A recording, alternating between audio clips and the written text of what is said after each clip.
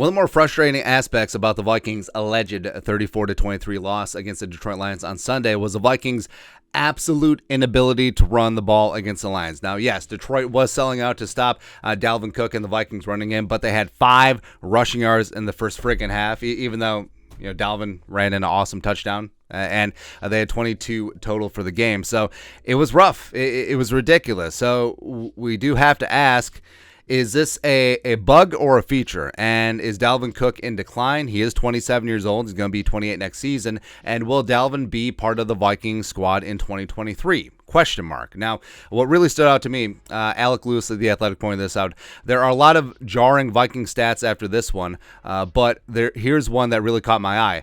In the last 5 weeks, 33.9% of the Vikings runs have gone for 0 yards or negative yards, most in NFL by gigantic margin. So that is a little bit rough. That was a little ridiculous. So you're saying that a third of the time you're either going to be stopped for no gain or you're going to lose yards. So that's just really unacceptable up front. And what sucks is that the Vikings have been pretty good in terms of upfront blocking in the run game. But, of course, what we said here, last 5 weeks, and if you go through the last 5 weeks for the Vikings, that was the Lions, Jets, Patriots, Cowboys, and Bills games. Now, Christian Darrisaw, the superstar left tackle, who's phenomenal in the run game, so he's missed either part of or all of those games over the last 5 weeks. So that's something that could sync up there. But overall, I mean, Dalvin, yeah, the Detroit game was the crescendo. 15 carries for 23 friggin' yards, 1.5 yards per carry. So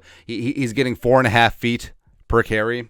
That's not good. And then you look back, the New England game, not really great. The Washington game, nothing doing there. And it has been a little bit of feast or famine. Now, yes, he has busted out long touchdown runs, notably the 53-yarder against the Dolphins, as well as the 81-yarder against the Buffalo Bills, that really got things going. But it's kind of been few and far between, and it has been a lot more famine than feast as of late for Dalvin Cook. And you look at his career stats. So he has 950 yards rushing this season. He's going to eclipse 1,000 for the 4th straight year. But his 4.5 yards per carry is currently tied for a career low that he had back in 2019. So I don't know.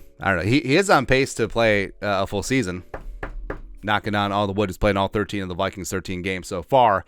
But could you say that he peaked in 2020? I don't know, maybe 1,557 yards and 16 touchdowns is pretty damn good. But the biggest thing that could determine whether Dalvin's here or not next year, well, age, he'll be 28 next year, like we mentioned, but his contract, $10.4 million base salary, none of it guaranteed. He's got a $14.1 million cap hit, and only about 6.2 of it would be dead, which would be the remaining 2 years of his signing bonus, which would be prorated over the next 2 years. So, I mean, Kwesi hasn't been shy about gutting this roster. Now, he's held on to quite a few of Spielman's veterans, but he's going to have to make a decision on a lot of these guys coming up. We're looking at Dalvin Cook and Eric Kendricks and Harrison Smith and Adam Thielen, etc. And Kwesi, coming from an analytics background, it doesn't necessarily say, hey, spend a lot of money on running backs that are towards the tail end of their peak effectiveness. So It really does suck, but it is what it is, and the business is the business.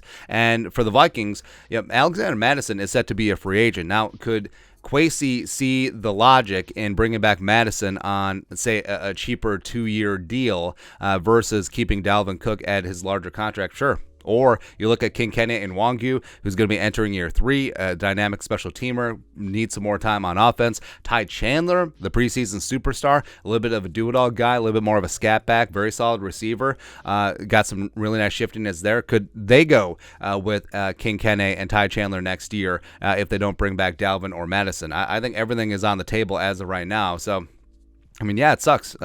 You see a guy who's been a stud for a number of years in Dalvin Cook, but I mean, when it goes fast with running backs. And is he going to be worth the $10.4 million price tag next year when the Vikings are up against the cap? Because, they have to re-sign Jefferson. Well, they have the opportunity to re-sign Jefferson, rather, and potentially keeping around some other premium contracts. I don't know. I don't know, man. But, yeah, that stat is extremely jarring. Now, it could completely change once Darrisaw gets back. Hopefully he's at 100% this Saturday for the Colts, but We shall see. Your thoughts are thoughts. Is Dalvin Cook in decline? Will he be back on the team in 2023? Question mark. Let us know your thoughts and our thoughts in the comment section below. Subscribe for daily Vikings takes. Once put the work, put a little something in the Venmo. But till next time, Skol, production value.